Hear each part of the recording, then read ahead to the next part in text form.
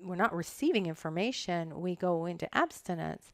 But something is extremely important for us. I mean, we should allow ourselves to get bored, to go beyond this constant flow of information that we're receiving. And it seems like at the end, then there's just nothing. So we need this silence. So it becomes difficult for us to go deeper into things, or to have a correct discernment.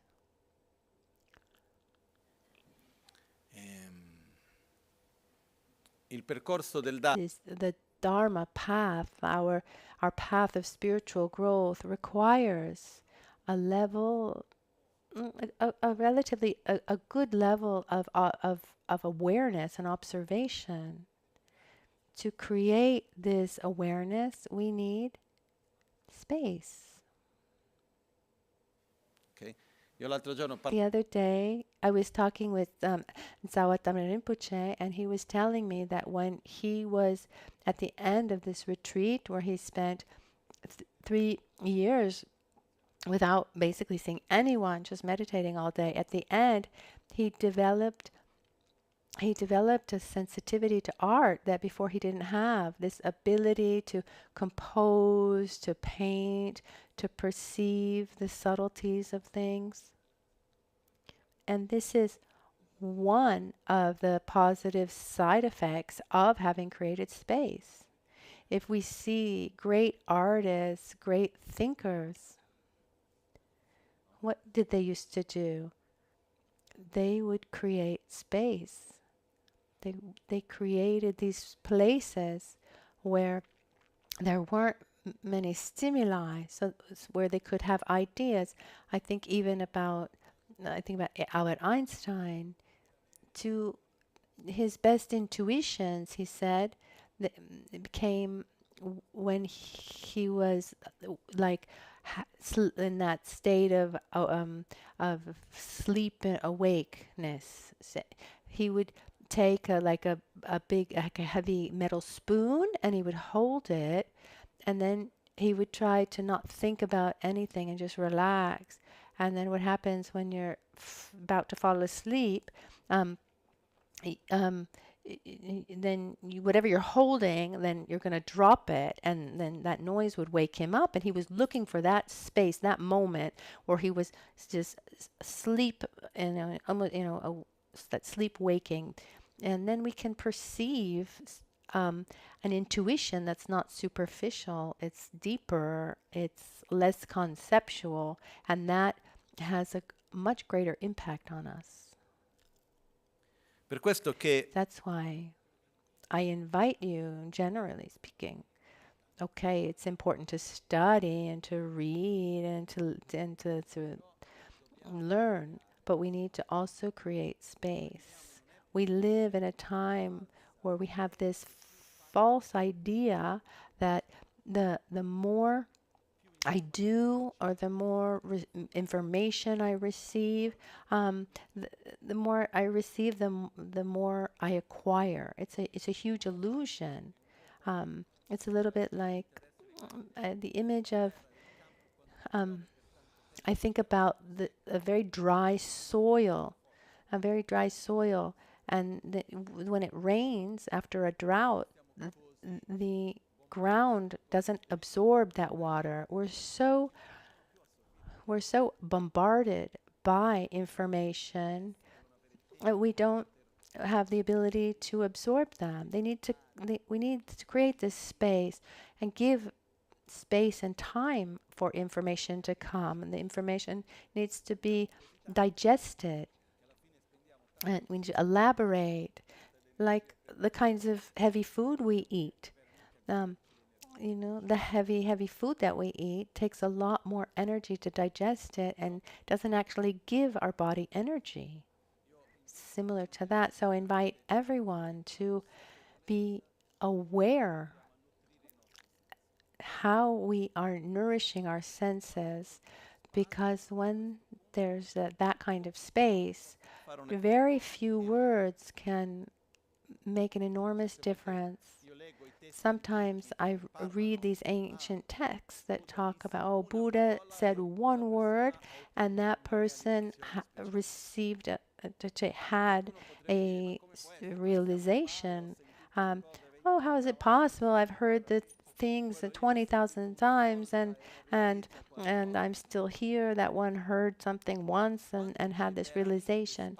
When there is really space and the right conditions, when when you hear one thing, it can enter really deeply. Otherwise, if we're always on a superficial level, what comes in doesn't really enter. It just runs right through us. So generally speaking, from our awareness of our breath, allowing ourselves to simply be, it's it's something that we really, really need. We need to create space. Coming back to the text now, there's another interesting point connected to this, which is to be able to see others. We need, first of all, to see ourselves.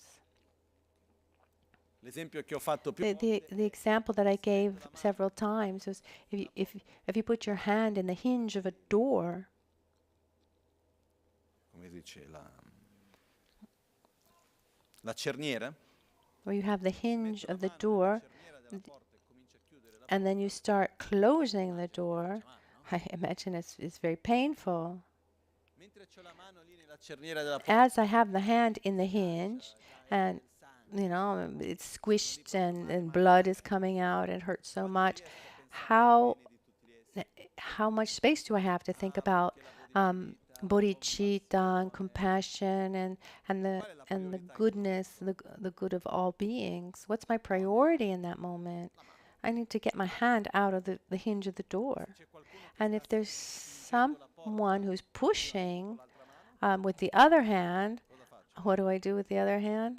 The free? What would my tendency would be to caress that person, and would be to use my strength to get out of that situation in any way possible.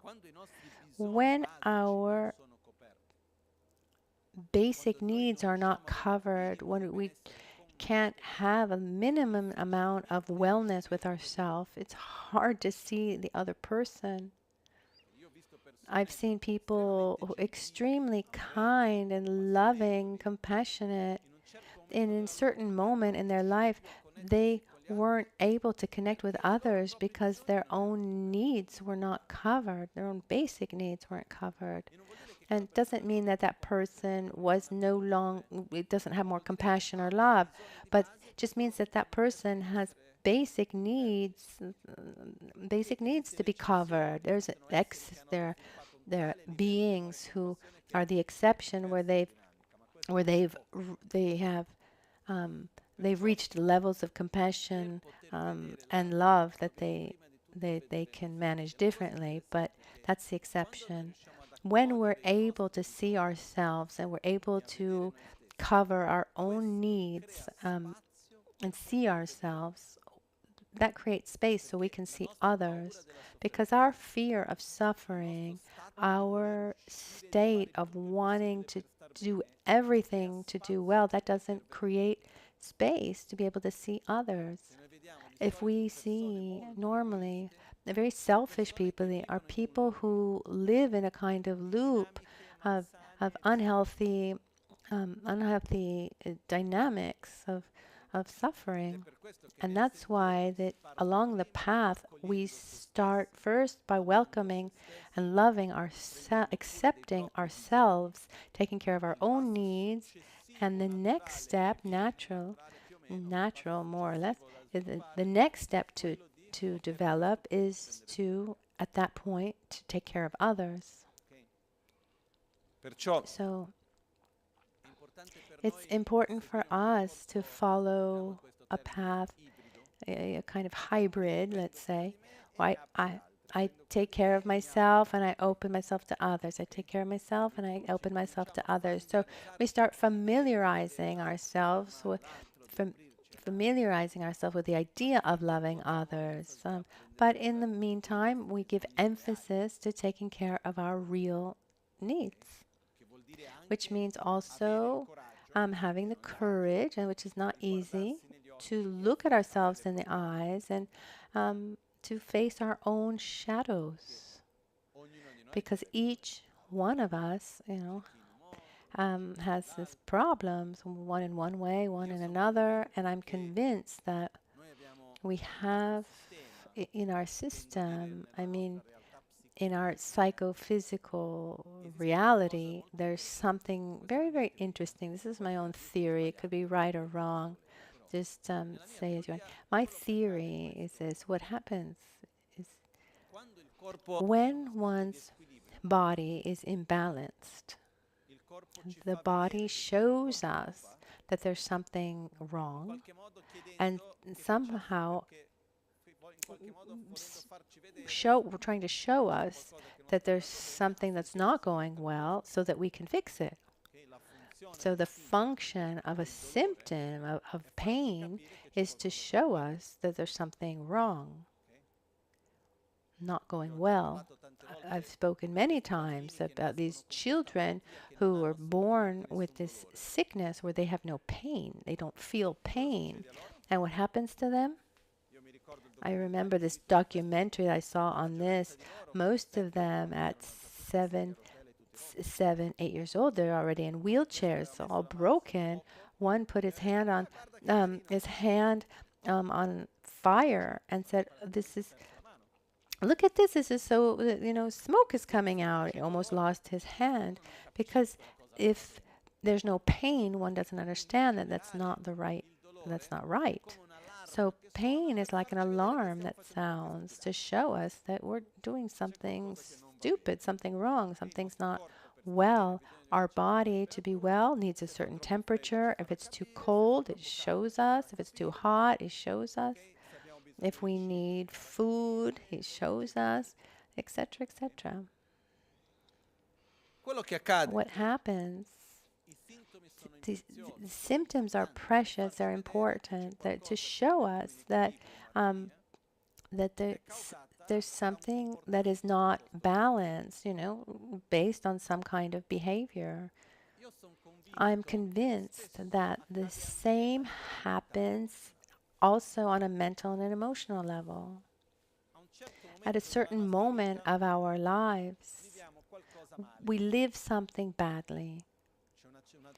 There's a certain situation, we feel abandoned, we feel unseen, whatever it is.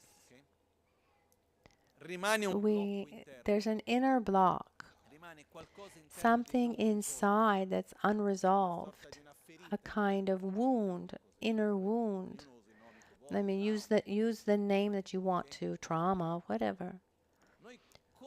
We continuously, without awareness, we will try to create situations and live situations where that wound comes out to show us that there's something not going well, so that we can face it. So if at some point I had a strong feeling of abandonment, and it's absolutely normal, especially in childhood. At some point, one has that experience. So I have a strong sense of abandonment, and then what happens? Until I'm able to resolve that thing, that will come back again and again, and in a non-aware way, we will look for situations. We're attracted to people and situations where we, quote unquote, repeat the trauma. It's not a real repetition, but it's with this intention so that we could face it again. It's something inside saying, I've shown you again, but unfortunately we don't see it, and so we reinforce that trauma. Oh, it wasn't just my childhood, it's happening again now. Again, someone has abandoned me. So what happens is each one of us has his own wounds, and during our lifetime, it feels, maybe can feel sometimes like, oh, the world is against us and we're condemned. No, we're actually looking for these situations to show ourselves what we have inside, so that we can face it and cure ourselves from this. Is this easy, this path? No. But as we said in the past, it's not happy, it's not easy in one way or even the other. If I stand, I hit my head. If I sit down, I hit my tush. If I stay seated, my legs hurt. There's no place where I can't work hard. You that only that time will come once you've reached this balance. The error that we make at the basis is that we believe absolutely convinced, even if conceptually we say it's not true. We're convinced that if things around me went well, I'd be happy.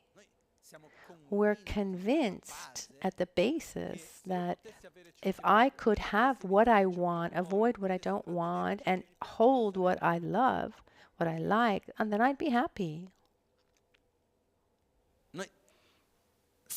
We know.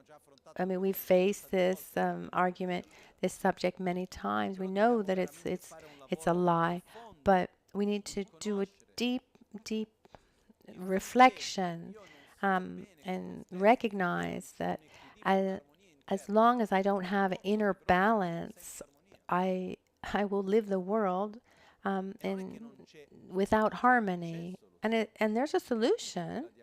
The solution is to be kind with oneself, treat oneself with love and compassion. Try to recognize the negative behavior and put energy in the antidote, the solution of love, of gratitude, respect, satisfaction, generosity.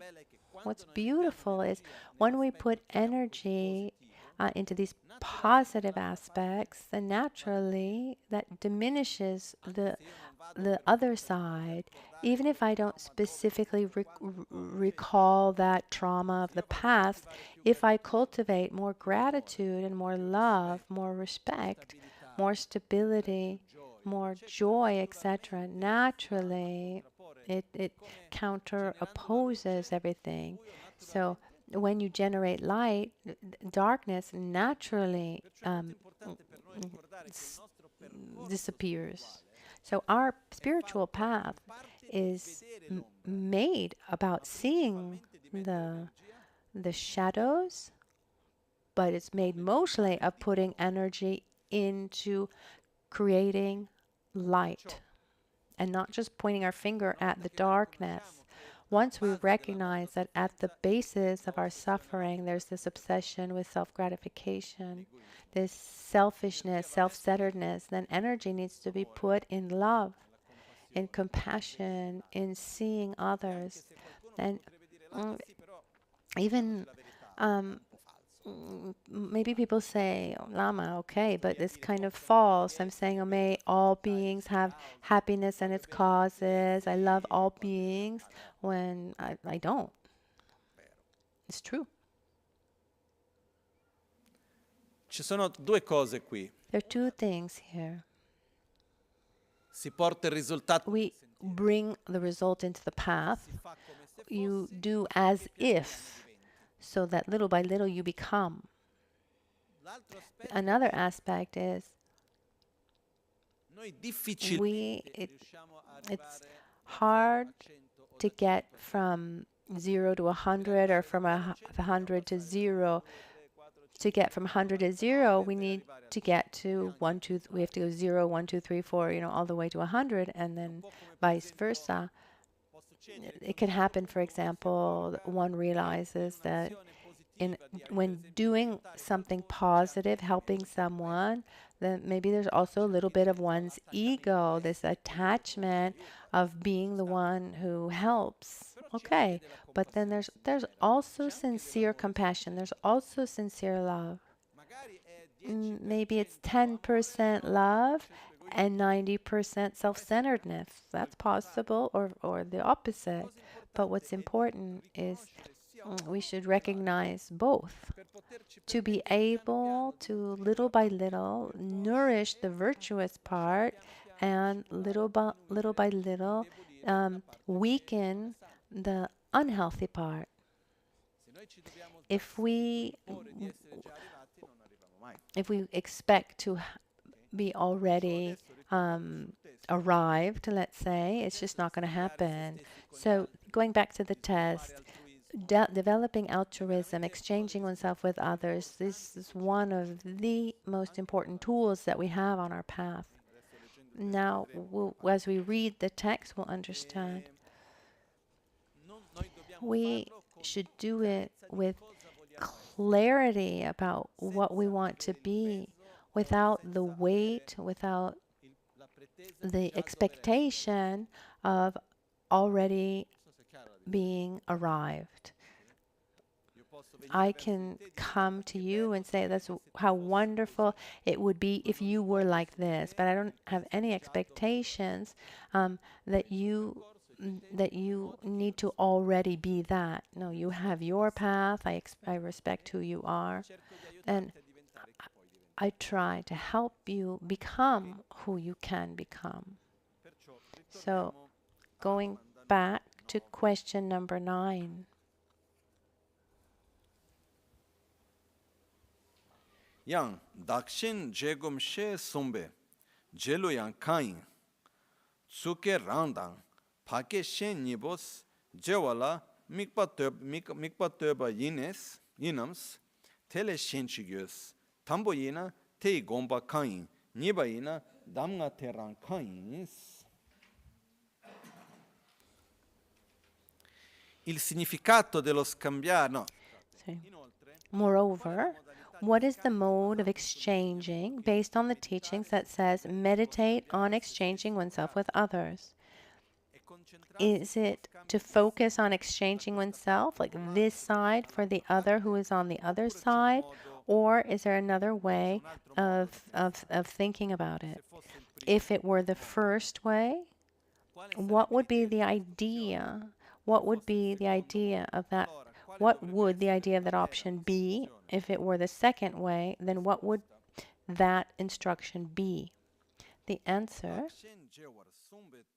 Dani shenda to gomba mala chunjules dani kyönche shenla yang yönden gyatsur shechenes danzi yonsu torwa dans shenlan wani gombar chas shedan shenyang tenile jikten dewa chinyepa tegun shende döle chons jikten dunga chinyepa tegun rangde döle chons mangdu sheta chigotes chiba rangi tönche dans tuba shengi tönse pas teni gini kebartö songshin rangi chenzindi guba güngi jungne dans shenam chenzin yöntengi jungne choktu shechetes rangi chebra zimbadang shenam yarwa torwelo kosa jene gombe tars randön yawar torneni shendön bashi drubechir zokpe chancho semkepa dakshen jewe gomtso yin.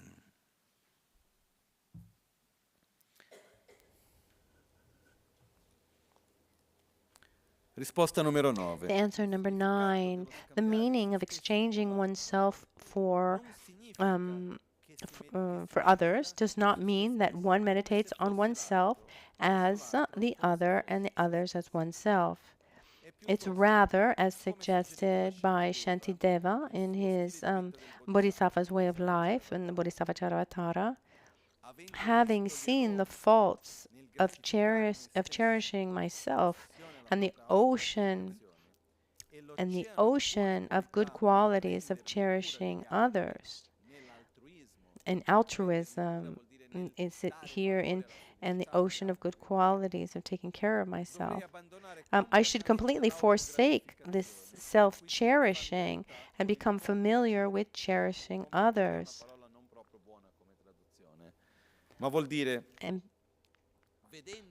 seeing the defects, how much suffering, how much conflict, how many problems come from this self-cherishing, and seeing the enormous benefit that comes from altruism and love, I should naturally put effort into diminishing my selfishness, this cherishing, and increase my altruism, the same text says. And furthermore, the same text says, all the happiness there is in the world arises from wishing others to be happy. All the suffering in this world arises from wishing oneself to be happy. But what need is there to say it at length? The childish work only for themselves, whereas the Buddhas work only for others.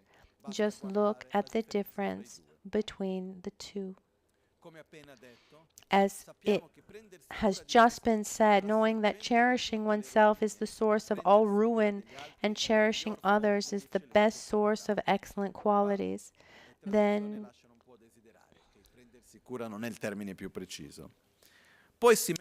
meditate on exchanging the position of the awareness which cherishes oneself and that which gives up on the others. At the end of that, gives up one's own interest and procures only the interests of others. For this, generate a mind towards complete enlightenment. This is the technique of meditating on exchanging oneself for others.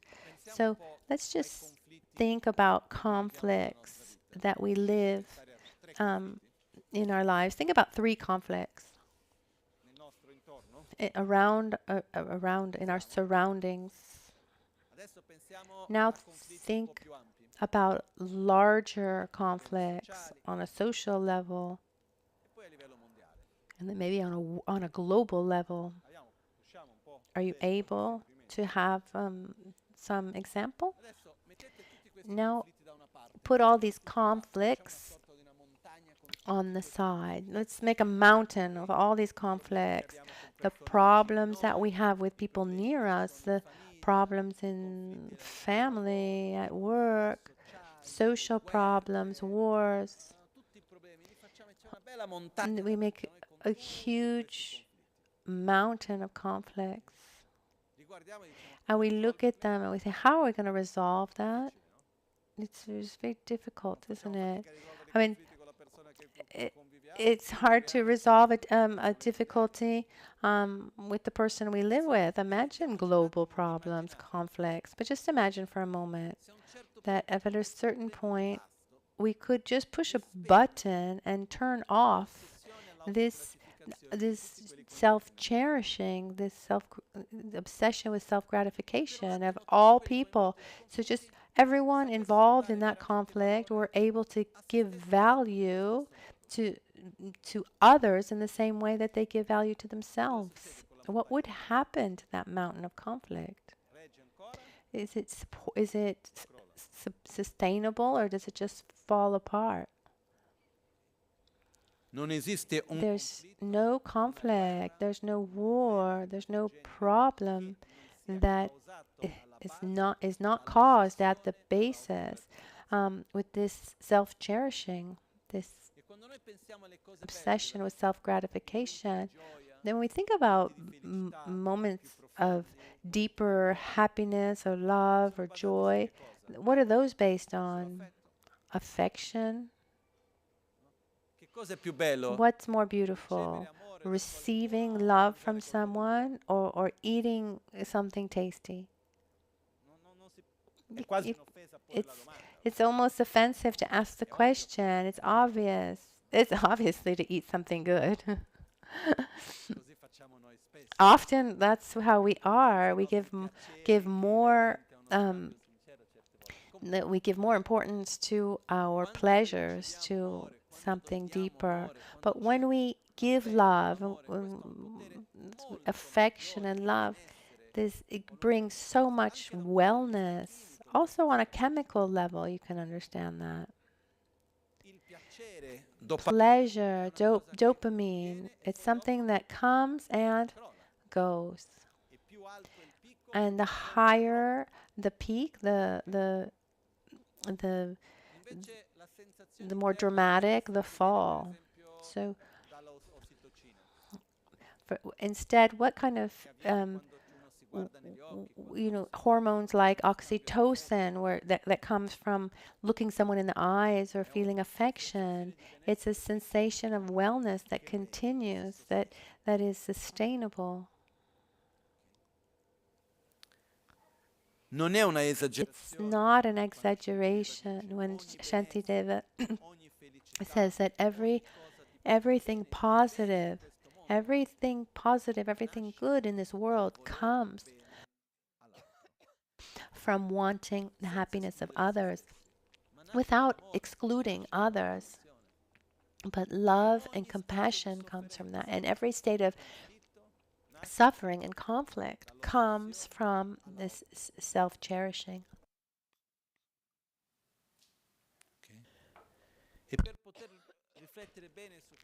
And to reflect well on this, I ask you to reflect on this exercise. You take your problems, put them in front of you.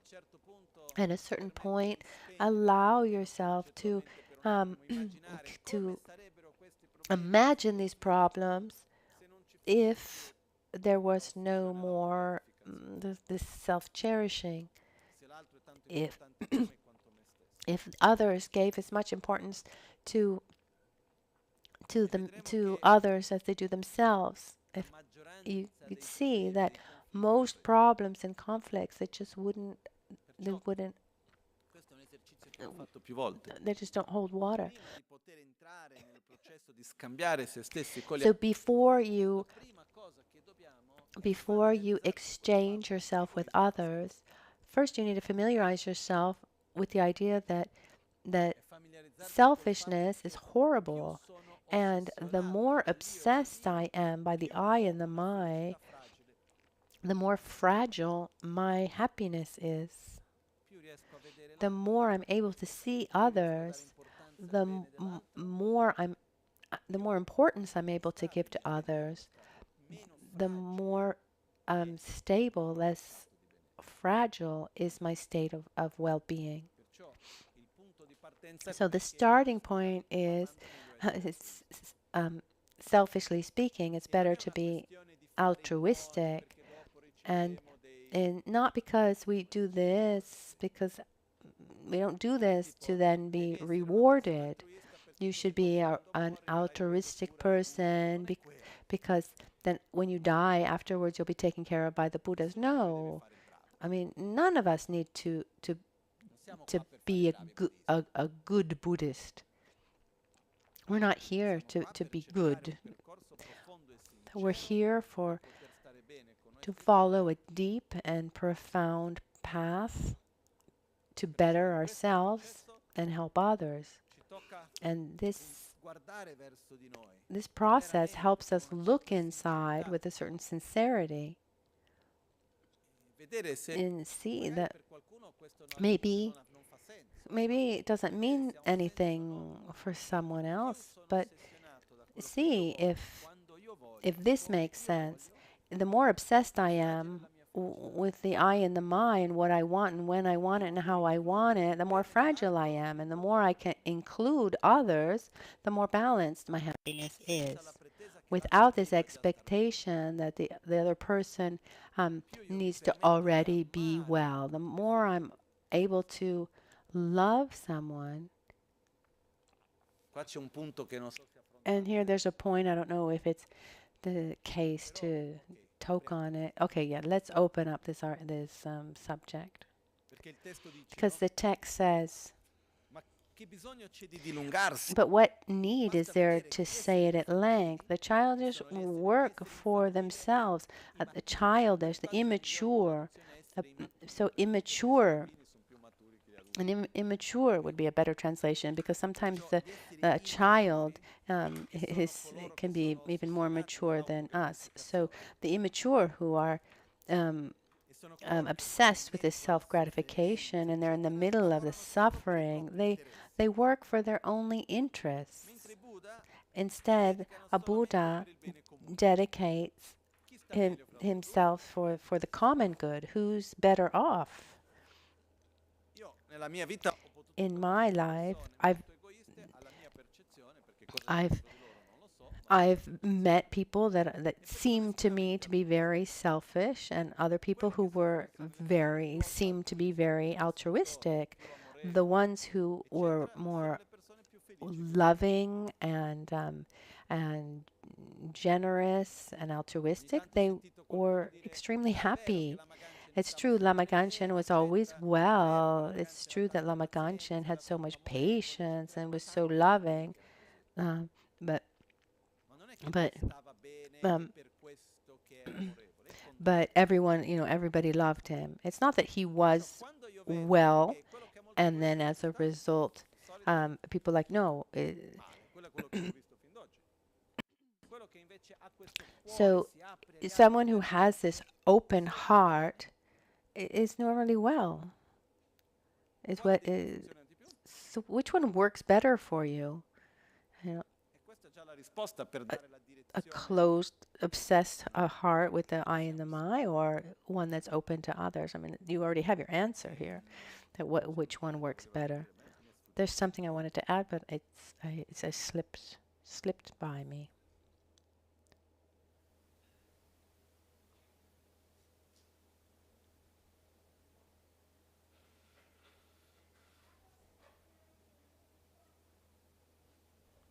Non è un processo immediato, questo è importante. It's not an immediate process, and we shouldn't even get into the dynamics of imposing on ourselves to already be compassionate. It's a gradual process where we accept ourselves, we recognize that what we're doing is not working, and open ourselves up to apply something new.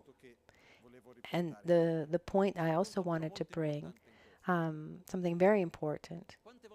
How often have you loved someone and suffered because that person suffered? I mean, that can happen, right? There even people who get frustrated, they get nervous because the other one is not well. Everything I've done for you, and you're still upset or sad or not well. I mean, that can happen, right?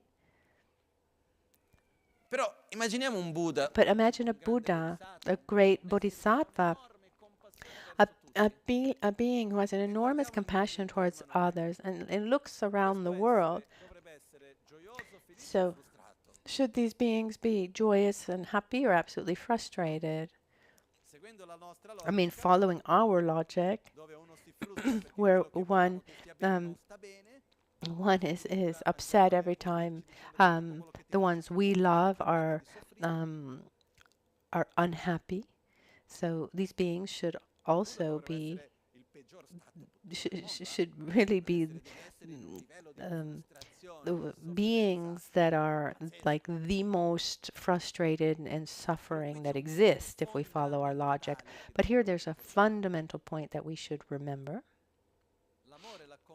Love and compassion should be lived respecting the limits of love and compassion, and the limits of others.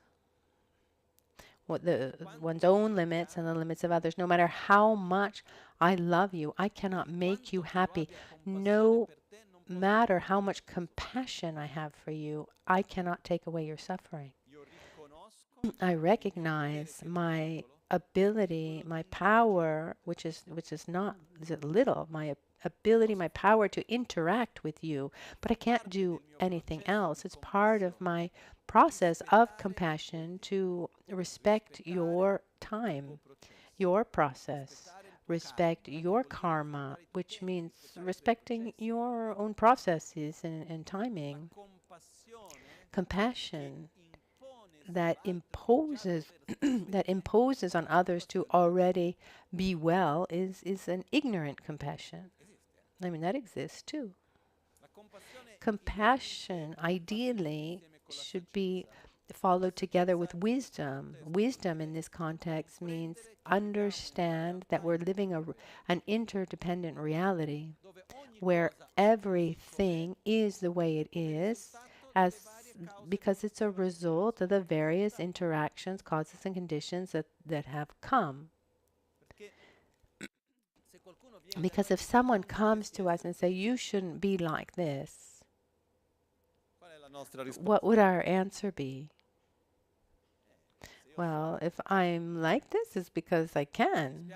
I'm sorry, my life, everything I lived up to now, my story, my DNA has brought me to be like this now. It's like making an equation and we get to the result 34 and we say, well, it shouldn't be 34. No, I'm sorry, these were the numbers. This is what brought this result.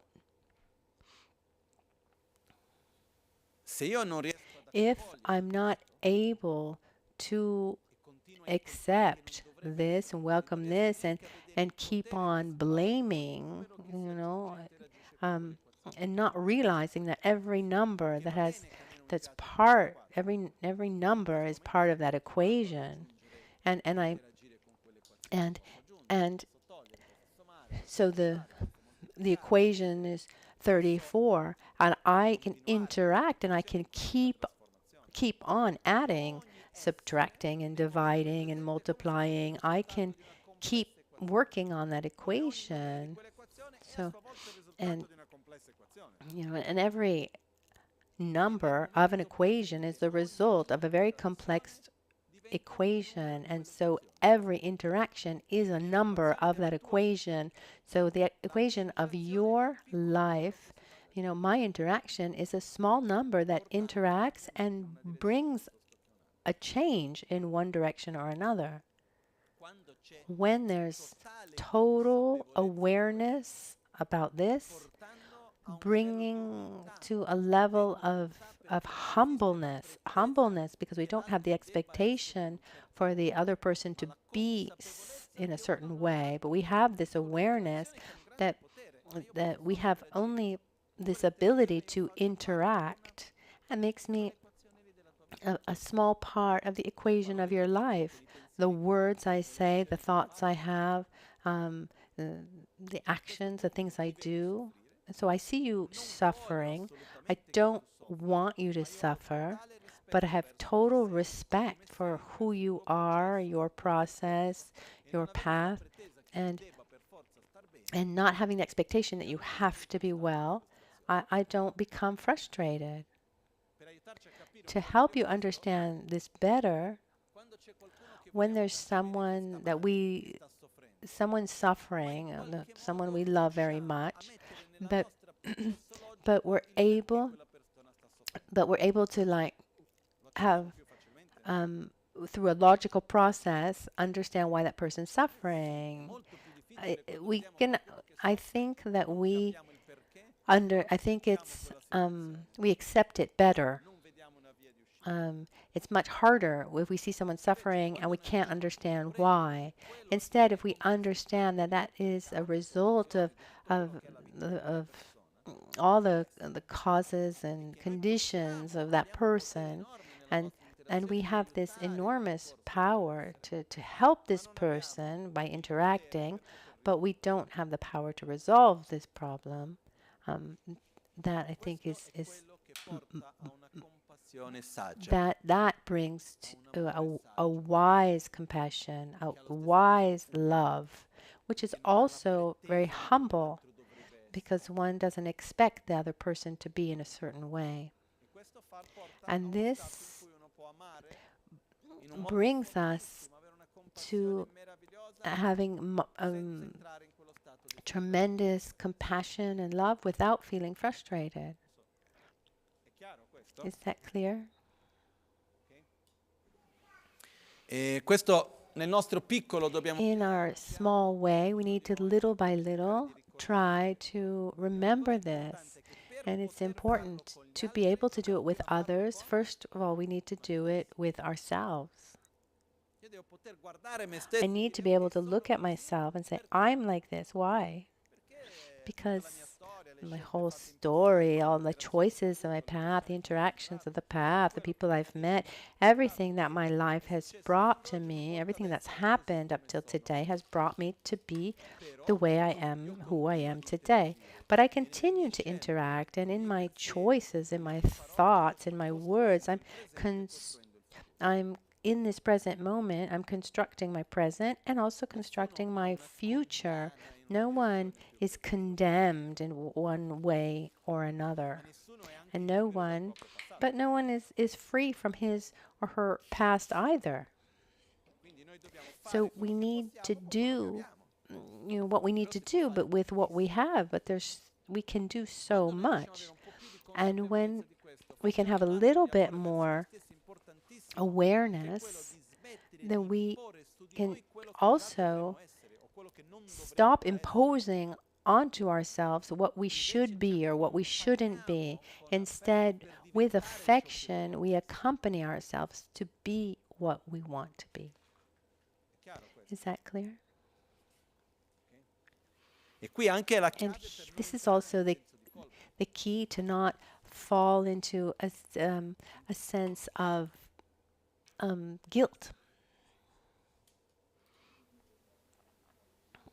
il testo continua. The text continues. Questo è sbagliato come termine, modo di tradurre. Non è che prendersi It says, stesso è la sorgente di as has been said, that cherishing oneself is the source of all ruin. So it's in Italian is written, taking care of oneself is the source of all ruin. But no, it's this cherishing, it's this obsession with self-gratification. So the obsession with self-gratification, this cherishing oneself, is the source of all ruin. It's the ruin and attachment and all the mental defilements, anger, etc. And instead, cherishing others is the best. So taking care of others is the best source of excellent qualities. When we see others and we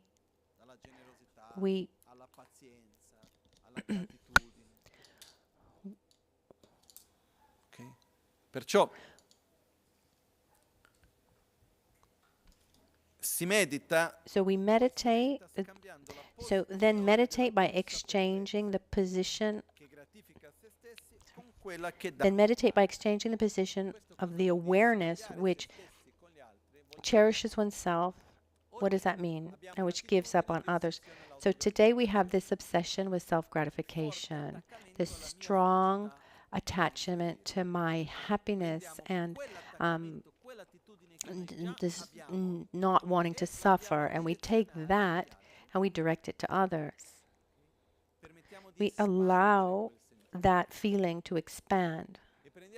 And we take that attitude of indifference towards others and we generate an indifference to this I and the my that doesn't include others. One error that happens along this process is where we think that in this practice one needs to open himself to others and go against oneself, take care of others and abandon oneself. No, it's not like that at all. One needs to expand from himself and include others. In other words, I want to be happy. I don't want to suffer. I want you to be happy. I don't want you to suffer. In the same way, your happiness is as important to me as my own. In other words, your suffering is as important to me as my own. And when we love someone, we try to say to someone, Your happiness is important to me. Your happiness is as important to me as my own. Your suffering is as important to me as my own. It's not that easy to really say it, to really feel it, but that's what we mean by altruism. So this exchanging comes from a simple concept, which is it better to be, it's better to be an artificial, altruistic person than a spontaneous, and then the sincere, selfish person. Because it's not spontaneous right now. But if we put effort into it, in the sense it's, I mean, it's not spontaneous, but there, and maybe it's not 100% sincere, but we put effort into it, and then little by little it becomes natural. So this method to go beyond one's selfishness is about equalizing and exchanging oneself with others. We equalize by seeing that we're in the same boat. We're taken by ignorance in the same way. We suffer in the same way. I see myself in you.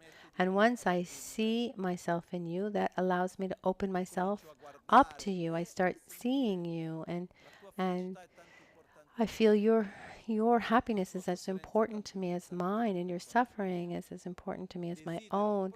I desire deeply your happiness, and I'll do everything I can so that that happens. And here we have a little frustration, a small, big frustration that can happen here. It's it's not about the frustration of suffering because you're suffering. I don't want you to suffer, but I understand your process and your timing. But when I look at myself, that I would really like to interact in the best way possible to help, it's normal that an enormous feeling of in of weakness comes out. It's explained that in the path of a bodhisattva is at the beginning, where one has developed an enormous love for others, but then looks at oneself and one feels powerless. How many times have we tried to help someone and we haven't been able? Also because for me to help you, I need to be able to understand your language, not just if it's English or Italian. No, I need to be able to show you the reality that I see through your reality. I don't know if that's clear. I can't help you act in a certain way or understand something if not just adapting to you, to your being. And the hardest thing for us is that we're completely self-referential. So towards people who are very similar to me, that's easier to help them because I understand them better. I can interact in a similar way. But when we open up our heart in a greater way, and we see that they're beings where we have no idea where to start, because we can also be very different in many ways. One can feel extremely frustrated. And along the path of the bodhisattva, the reason why a bodhisattva can abandon bodhicitta, this intention to help others, is not because he or she lacks love and compassion, but because he or she lacks confidence in himself. And when one has this process, one has this love, but doesn't have the confidence in oneself, it's said that it's the bodhicitta that's similar to sugar cane. I'm sorry. It's similar to the sheath, to the bark of a sugar cane. So if you chew into a sugar cane plant, it's sweet, but it's not as sweet as inside. I mean, there are many fruits where the peel is very different from what's inside. So, but sugarcane is already sweet, but not as sweet as what's inside. So when someone has this feeling of sincere love and feeling of altruism towards others, but doesn't really believe in himself yet, that's called the bodhicitta. That's similar to the outside, the bark of a sugarcane plant. So it is similar to, but isn't exactly that. And here we get into a whole process of looking at one's own potential. So the only real way where I can help you is by being able to see reality through your eyes. On a more superficial level, it's the difficulty that exists, for example, when there are generational conflicts or cultural conflicts, just ways to see things that are very different. So I can't adapt myself. I can't help you until I can see how you see. And a quality of a Buddha is said that the Buddha has this ability to see the reality according to how every being sees it, has this ability to adapt to every being, to see each one, to see everyone's reality, and this ability to adapt perfectly to everyone. And that's the main reason why one would want to become a Buddha. If you think just about yourself, it's just enough to get out of suffering. You don't need to develop your own qualities to their maximum potential, which is a tremendous amount of work. No, I get out of my own suffering, a vacation from samsara, forever, a forever vacation from samsara. That seems like enough, no? But when we want really to help others, then we have no other choice but to develop our qualities to their maximum potential so that we can understand them and help them. And that's where the sincere desire is born, our desire our desire to become a Buddha, to perfect our qualities, because only a being who has perfected his qualities to their maximum potential, love and wisdom to a point where one no longer grasps at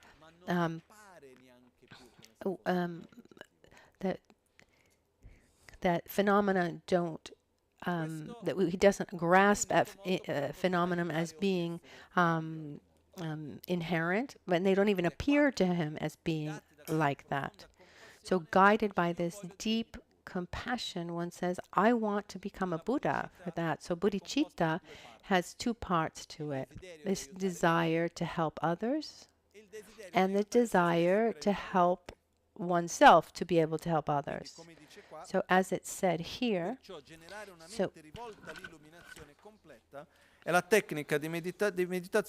as it says here, then meditate by exchanging the position of the awareness which cherishes oneself and gives away. At the end of that, it says, okay, for this, generate a mind towards complete enlightenment. This is a technique for meditating and exchanging oneself for others. So, as like the refuge prayer in Buddha, Dharma, and Sangha, I take refuge until enlightenment through the practice of generosity and the other perfections. May I obtain Buddhahood for the benefit of all sentient beings. And here there's an important aspect. How can I say?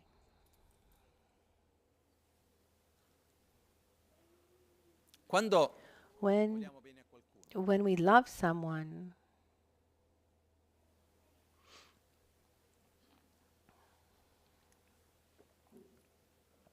quando amiamo, when we love someone really, una delle conseguenze naturali one of the natural consequences of loving someone is putting oneself at the service of others. So, in other words, if I love you, I take care of you to the best of my ability.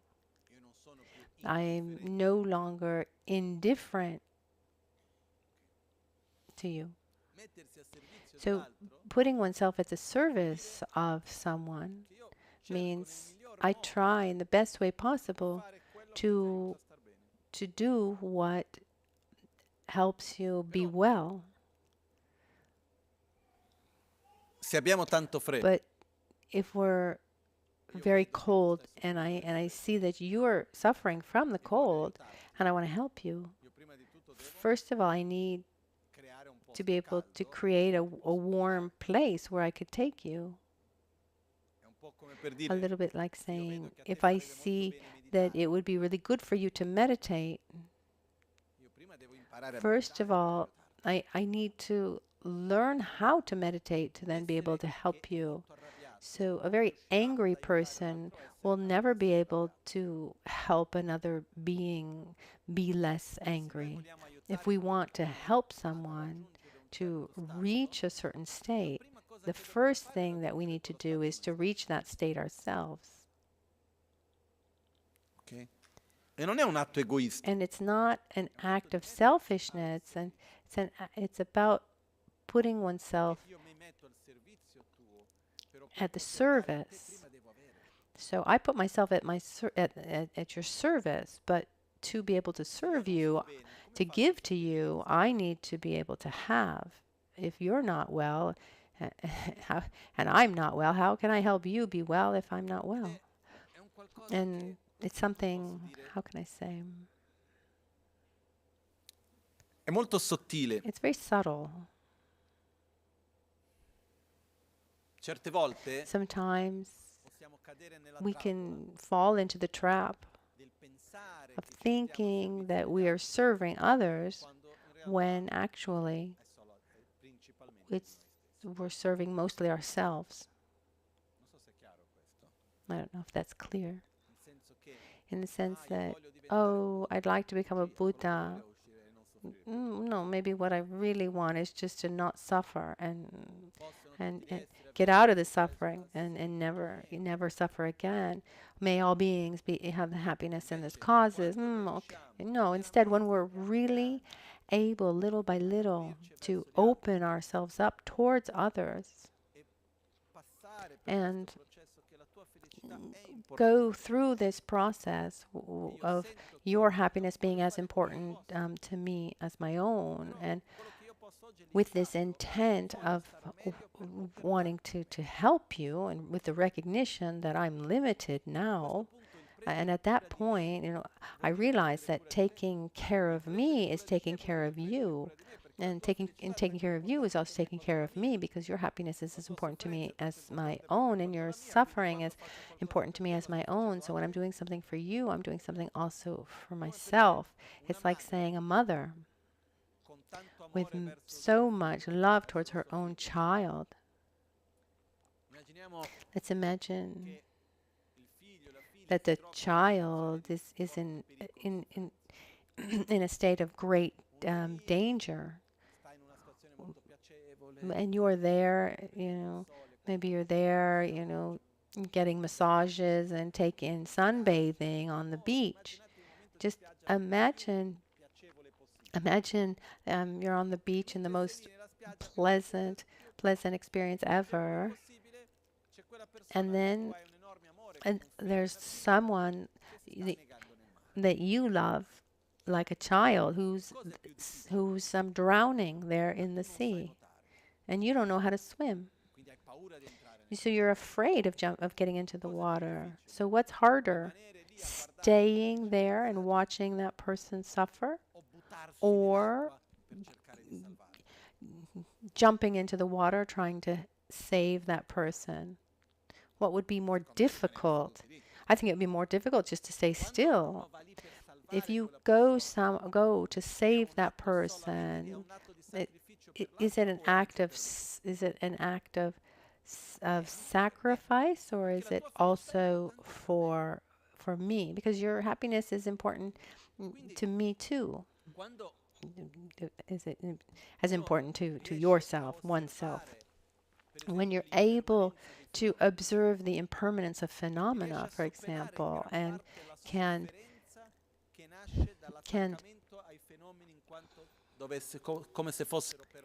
and you go beyond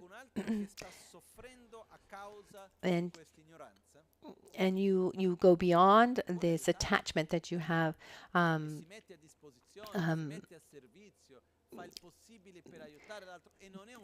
this this attachment to the phenomena being impermanent.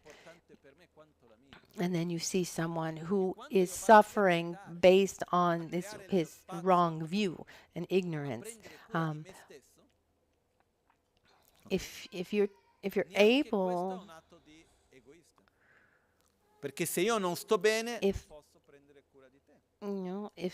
and also if you're not well, anyways, to help that person, that wouldn't, that would be. Non sarebbe meglio andare dove ci sono le persone con difficoltà e aiutare? That it wouldn't feel like a sacrifice at all.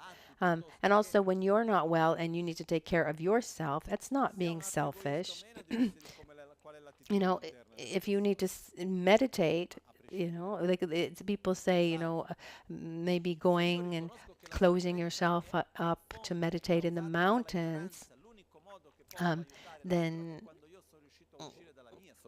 you know, that's not selfish, because if that person is working on overcoming his ignorance, and the only way we can really help each other is by developing our wisdom together with this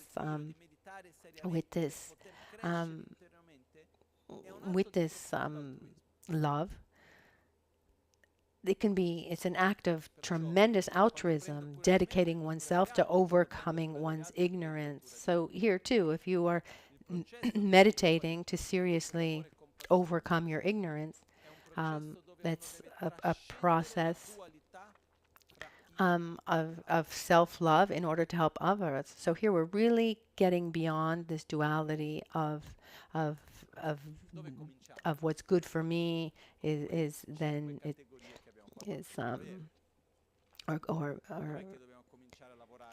or only good for you. And we need to start, as we said yesterday, in those 5 categories: with our family, with our mother, our father, with our grandparents, our children, our brothers, our siblings, our cousins, etc., etc. Con gli amici, with our friends,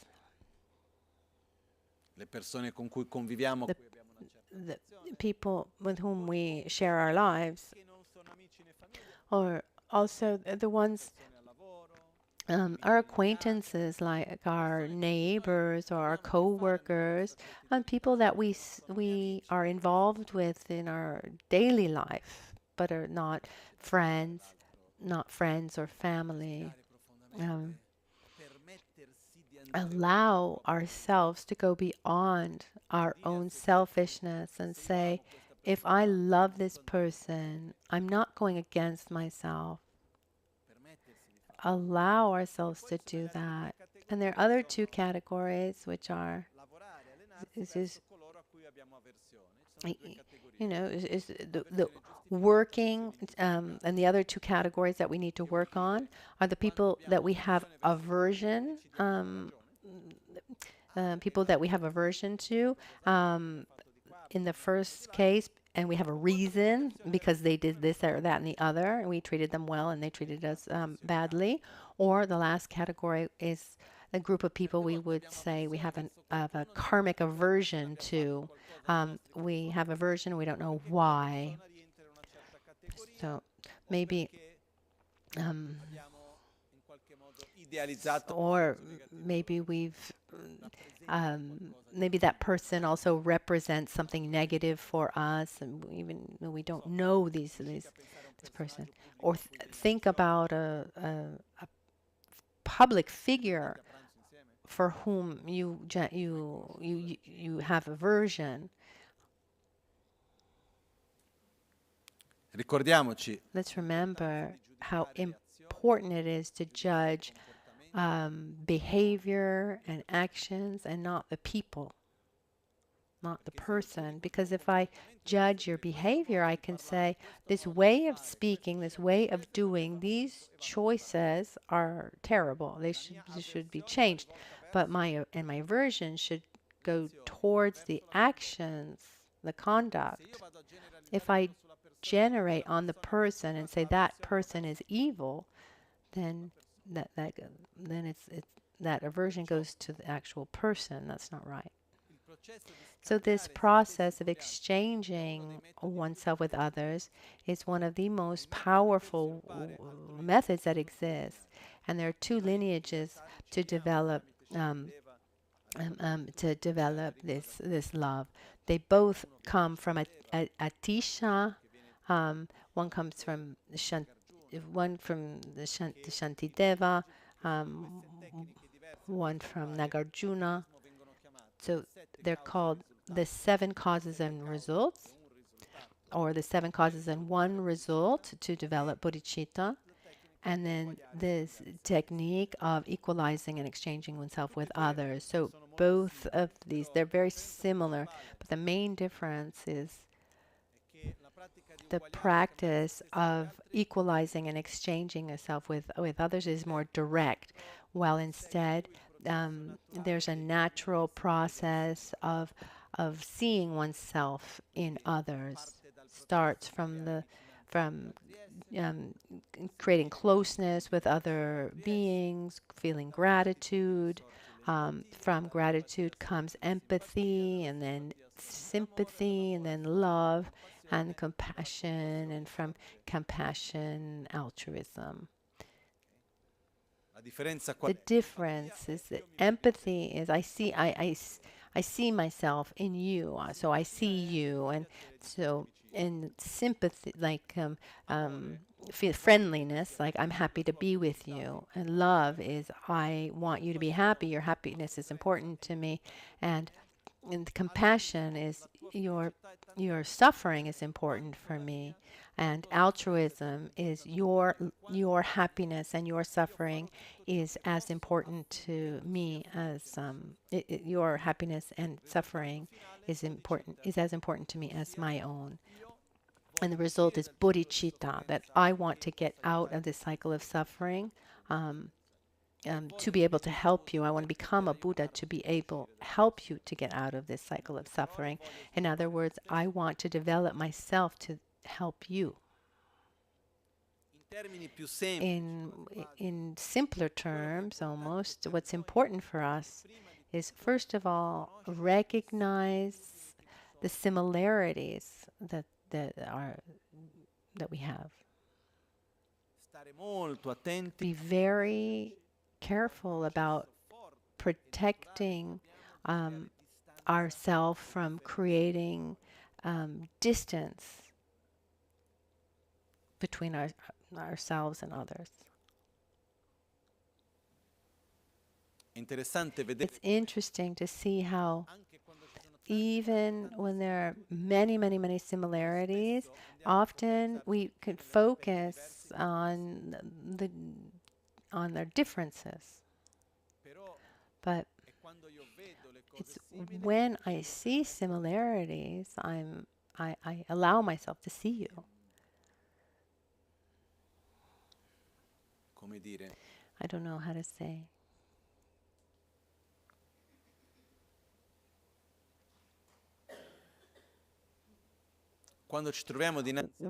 When we're in front of someone else, something that's important in this process is to not become defensive. When I'm in the presence of someone else, I don't need to protect myself from that person. I don't need to protect myself from his ideas, thoughts, actions. The more I become defensive, the more enemies I'm going to create. I can naturally choose the contexts that are good for me and which ones are harmful for me, and and which contexts but I am who I am as a result of my own path, and I have the power in my own hands to be different without having to blame anyone else. So we go back to what we said the other day. At the basis, we should not victimize ourselves. So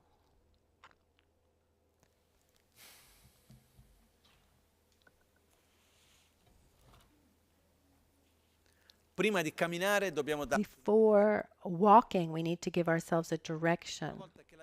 And once the direction has been given clearly, then we can start walking. There's this proverb that says, so realizing great things is 1% inspiration and 99% perspiration. But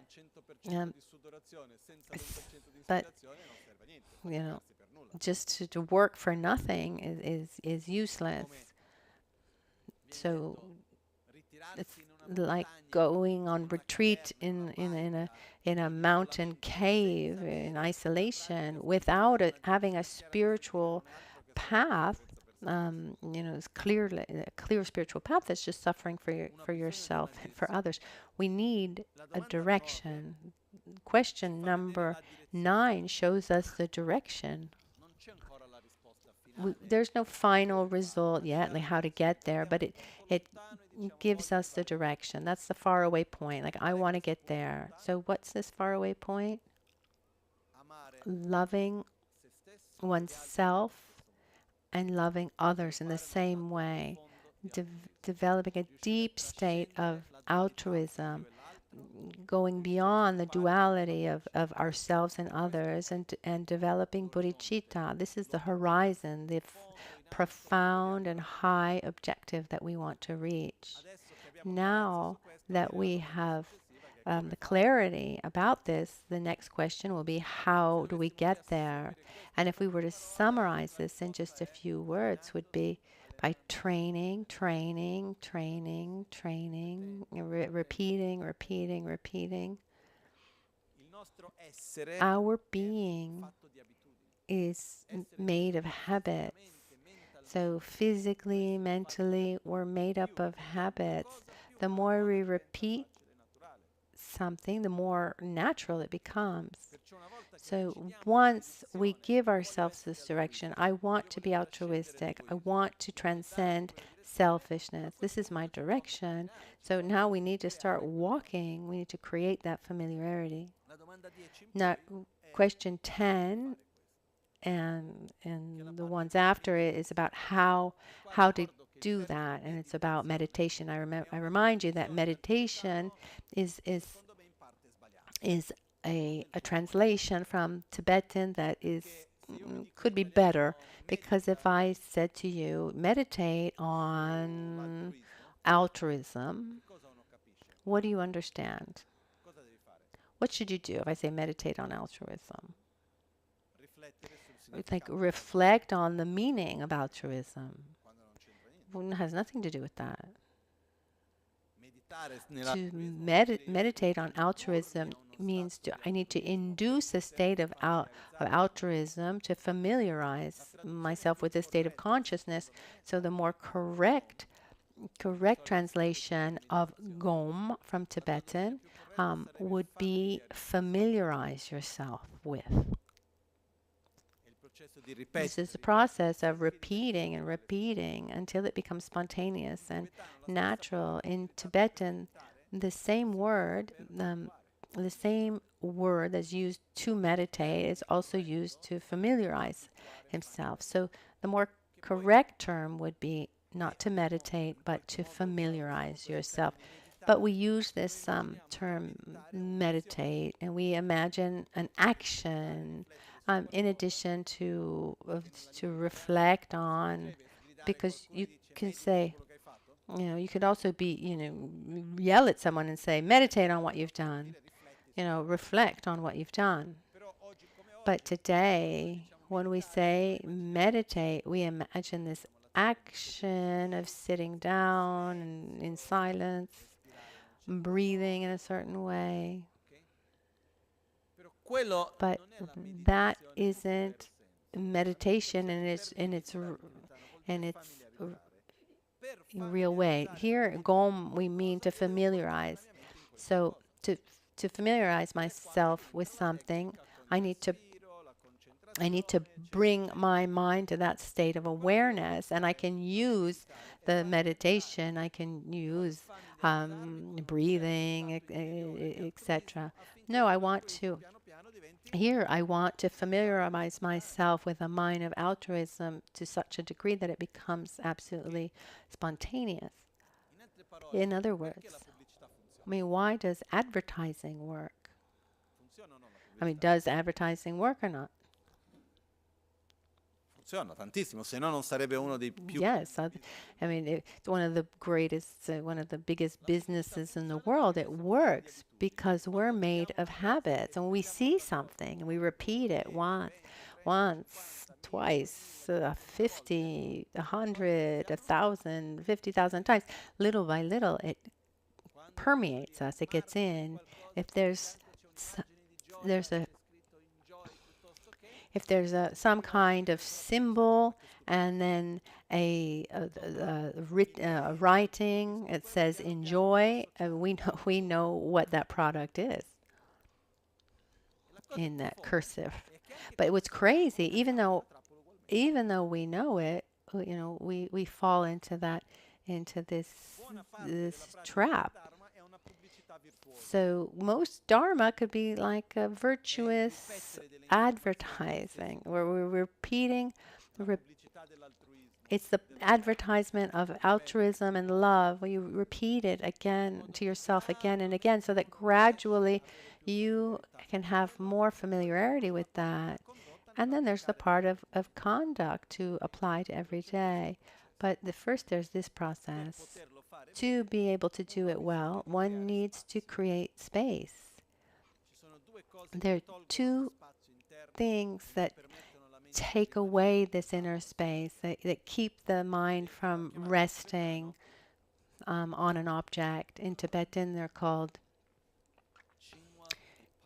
Xinghua and Gupa. Xinghua means mental torpor, and the other is mental excitement. Sometimes we try to focus on something, and we're absolutely disturbed by many thoughts. There's the story of it's a long story. It comes from India. So this meditator goes to a great spiritual master in the Himalayas, and he said, "Please, can you give me the secret to get out of suffering, to enlightenment?" He said, "Yes. What's the secret?" I said, "You can meditate on anything that you want, but don't think about a blue monkey." Oh, that's easy. Whoever thinks about a blue monkey, and then he sits down to meditate, and what comes to his mind? The blue monkey. And thinks about something else. No. What comes back to his mind? The blue monkey. Until one day, finally, he's able to pacify his mind and not think about this blue monkey, and the mind was pacified. So we have this mental agitation, and then the other extreme is this mental torpor, foggy-mindedness. It should be clear. We need to reflect with clarity on our object, not half asleep. Unfortunately, this foggy mindedness is also pleasurable. And the next question have to do also with that. The next questions really open up these keys to meditating correctly, how to familiarize ourselves correctly with the object that we choose. Vedi? La domanda 10 dice, no? So the question 10, for it says, furthermore, whatever object one meditates on, it would be necessary to divide the time into two, the actual session and an intermediate session. So here already the word meditate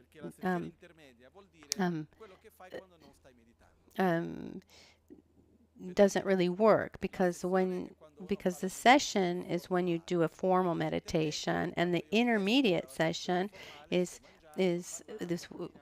when you're not actually meditating, but so from again the word familiarization would to familiarize oneself would be a better translation. So we talk about the time between sessions. Therefore, regardless of whatever object one meditates on or familiarizes himself with, during the time of the actual session, what mode of observation of virtuous actions during the intermediate session would be an enhancement for the meditation of the actual session. In other words, what's the necessary behavior outside of the formal meditation sessions to sustain your actual meditation meditation sessions, and we'll look at that tomorrow. It's these post meditative states. In just a few words, just to conclude. It's a great step to give clarity to what we want. And Lama Tsongkhapa, he guides us with this the path of Dharma. It's not that we desire to become good Buddhists, but in a very selfish way. I mean, what's better for me? What do I want? I mean, in the end, we want to be happy and not suffer. And when we understand that to be happy and to not suffer, you need to be able to transcend this selfishness and open up our hearts to others. And when we're able to open up our hearts to others, we feel good. And it's true to be loved, but it's much more beautiful to love. And when we love someone, we're already receiving much, much more. I mean, just loving is enough. It's not that we need to receive something else. I mean, I've given you my love. Now, what are you going to give me? The fact that you become a key that allows me to come into contact with the most beautiful part of myself is already so much, and I have so much gratitude towards you. Loving is marvelous. It's a little out of fashion, I know, but we need to recreate this fashion. Understand that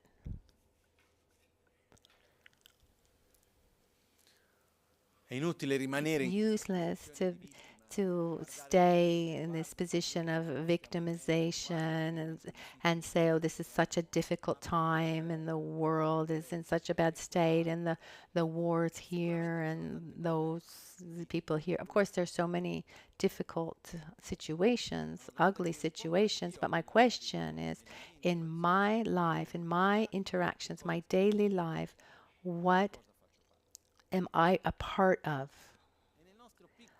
And in our small, big way, we should direct ourselves to what we want to be. If I can generate this desire to be a compassionate, satisfied, balanced, joyous, peaceful person, I want to be a positive interdependence. So wherever I go, wherever I go, or with whoever I'm with, be a positive interaction. That's my objective. And at that point, when someone asks you, well, what do you do in life? What do I do in my life? I cultivate love and compassion, a correct view of reality. I cultivate peace, and I do everything possible to live according to correct view of reality. And then, to make, to support myself, I work in a bank. I'm a checkout girl. I'm a teacher, whatever it is. But if this life is successful or not doesn't depend on how much money I've made or how many things I've done or how many projects have been successful, but no, how much love and compassion and stability and joy and gratitude and peace I've been able to create, how much I've been able to face my shadows and become a more balanced and peaceful person. As we've said the other day, I think. Time is relative. And very often we live within time of our lives as if it were absolutely absolute, but it's relative. And what's important is as we're here, the day that we will leave this body, when we talk about our existence, it's less than a batting of an eye. But here we have this opportunity to get out, leave this body a better person than the one who was born in this body. And if we're able to do that, that means that we've had a very successful life. Often we talk about a life lived well needs to be long, many successes, that lived many things. That's not always true. A life lived well for me, regardless of whether it was pleasurable or not, it's when this person goes out better than the one that came in, whether the life was short or long. It's not important how long one lives, but how one lives. So let's try to give importance to every experience. Today is the last formal day of this year. We're at the end of a cycle. And what comes to my mind in just a few words, we'll talk about this later. Let's try to set an objective, allow ourselves to not take for granted life itself, because life just goes by so quickly. And to not take our life for granted, we need to allow ourselves to create space to do what is truly meaningful, because we get lost. The things that we read, and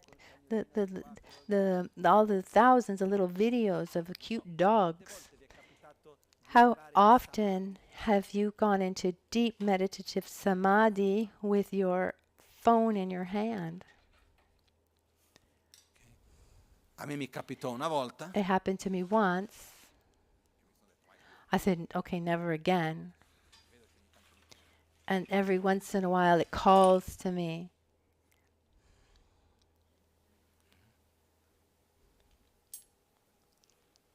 Perciò la vita So life really goes by so quickly, and if we aren't the ones to take up the reins in our own hands, and it's gonna just keep going in different directions. So our life is here now. Is the way how I open myself up to see what's around me. It's the way I speak. It's how I open myself up to enjoy the day. So let's try to free ourselves from this idealized image of how things should be and allow ourselves to be happy instead of being trapped. Oh, this shouldn't be like this, or this should like that, because this, that, and the other. Let's give ourselves a really positive, good direction, because it could seem strange, but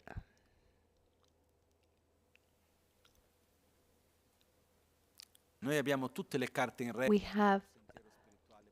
have all the right cards for we've got a good hand for this for a positive, successful spiritual path. They say, oh no, maybe in the monastery in the east somewhere. I mean, without taking anything away from anyone else, and we have all the conditions necessary. What we need to do is to not.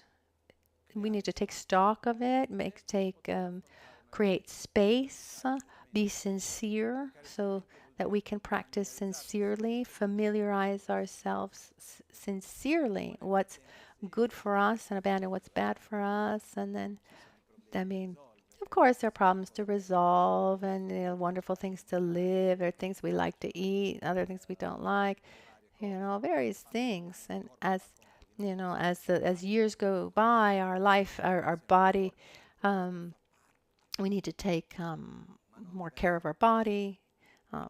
It seems like our body goes against us, but this life is an opportunity for us to transform ourselves virtuously. And what Lama Tsongkhapa reminds us here is, first of all, he gives us a direction. Where do I want to transform myself? And this is a point that we need to come back to again and again, because until we don't have a clear direction, we need to have a clear direction. It's time for dedications. Lame kutse rapten chin namkar trinle chokchur gepadang losan tempe dreme sasumgi drove munsela tatu ne gyur che kewa kuntu yanda lama dang drame chökyi pela longch sadan lamge yunte rabzo ne dorje change kopa nyurtop sho nimo dele tsendele nime kuyan delekshin ninsen takto delek pe kuncho sumki chingi lob kuncho sumki ngodrubot sol kuncho sumki trashisho. At dawn or at dusk, at night or midday, may the three jewels grant us their blessings. May they help us to achieve all realizations and sprinkle the path of our lives with various signs of auspiciousness. At dawn or dusk, at night or midday, may the three jewels grant us their blessings. May they help us to achieve all realizations and sprinkle the path of our lives with various signs of auspiciousness.